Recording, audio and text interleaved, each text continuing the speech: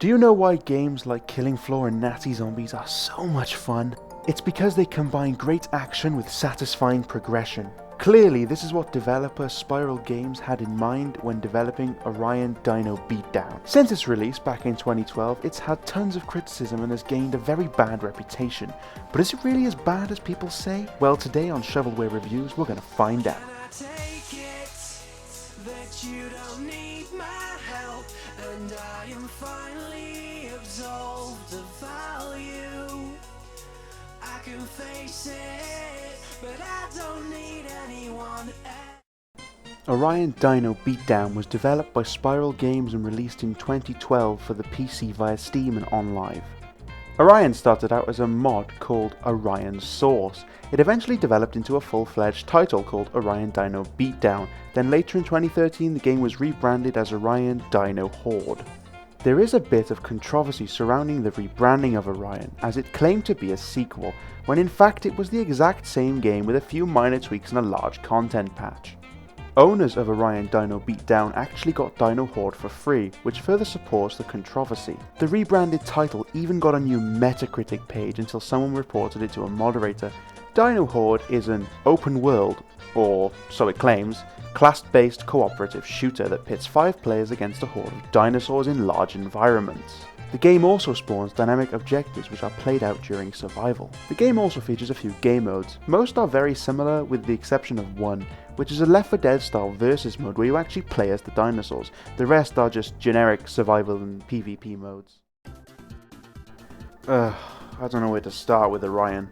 Normally I'd start by praising original things or things the game does well. Unfortunately, Orion Dino Horde makes that very difficult. As for one, it has not one original bone in its flimsy body, and all the things it steals from other games are executed and implemented badly. Some even feel out of place in this type of genre. When you start Orion, you're presented with a clunky menu system with a fairly good options menu. It contains all the graphical options you'd expect, and that's good. But having a good options menu doesn't excuse having a god-awful game. From the main menu, you can enter a match, customize your loadout, or visit the store. Wait, store? Yep, that's right. This is a £15 indie title with microtransactions. It's mostly pointless weapon skins and hats, most of which look absolutely terrible, so you don't need to worry about sinking money into this poop fest. Once you get into game, you have to choose your class.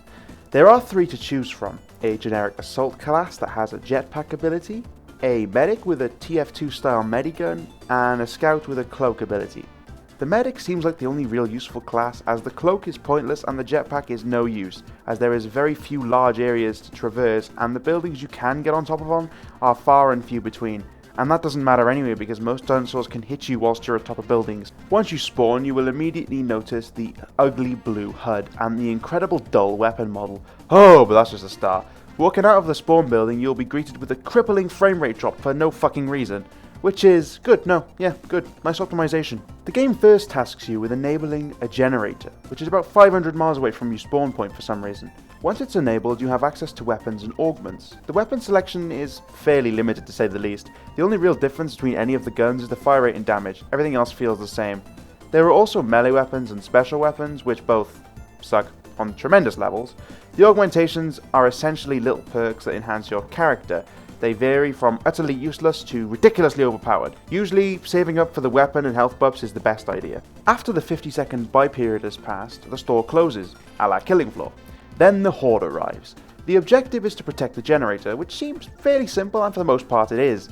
Except when there are so many dinosaurs you physically have to run away, which usually ends up in the generator getting destroyed. Once this happens, you have a few minutes to repair it. If the timer runs out, you lose. So it's a battle against time to end the wave before you repair it, as trying to repair it mid-wave is suicide. This admittedly works quite well with a team, but it isn't anything groundbreaking or original, and sometimes there physically isn't enough time to kill tons of enemies and repair the generator before the timer runs out, which leads to really frustrating losses.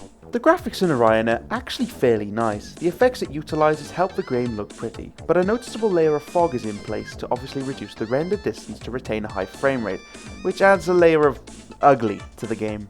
The sound assets are pretty bad if I'm honest. They all sound very generic. All the weapons use the same sound, pitched at different levels, and it even contains cheap Unreal Tournament styled announcers, who quickly get annoying because of the repetitiveness of the genre. The music is also tinny and annoying, you'll probably want to turn it off. Monster kill.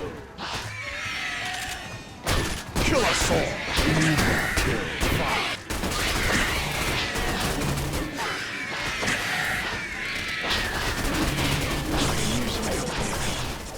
Believe it or not, Orion actually has vehicles, but unsurprisingly, they all suck. You have a generic Halo Warthog, a generic thing, the generic mech, the tank, and the Halo Ghost. Most, if not all, of these vehicles are reskinned Unreal Tournament 3 vehicles. They also make the game really fucking easy. If you get downed, you get a Borderlands-style fight for your life mechanic, which feels really out of place in a game like this. I understand borrowing mechanics from other games, but come on, basically every mechanic is borrowed from another game.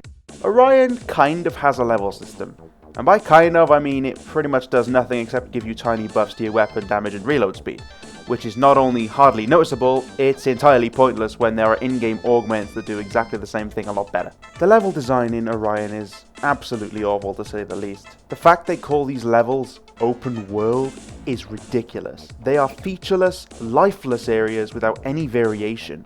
The levels look and feel the same. There is nothing to distinguish them apart from each other. Probably the biggest issue with Orion is the lag. Lag not only affects animations for some reason, it also adds a delay to your projectiles and bullets, which makes the game pretty much unplayable as you have to calculate your shots differently depending on the connection. This is just poor design. There really isn't much else to say about Orion Dino Horde. The Dino mode is pretty much an exact copy of Left 4 Dead's Versus mode, except really glitchy, and the PvP is just sucky. Orion Dino Horde is just a generic mess. It's a bad concept executed badly. If the game at least had some original ideas, I could maybe praise it for that, but it doesn't. It's a dull, generic horde game with poor models, sucky sounds, and bad animations. I highly recommend you avoid this game at all costs. If you want a good game, try Killing Floor. It's tons better than this crap and handles the horde genre really well. And for all the others, there'll be better days ahead.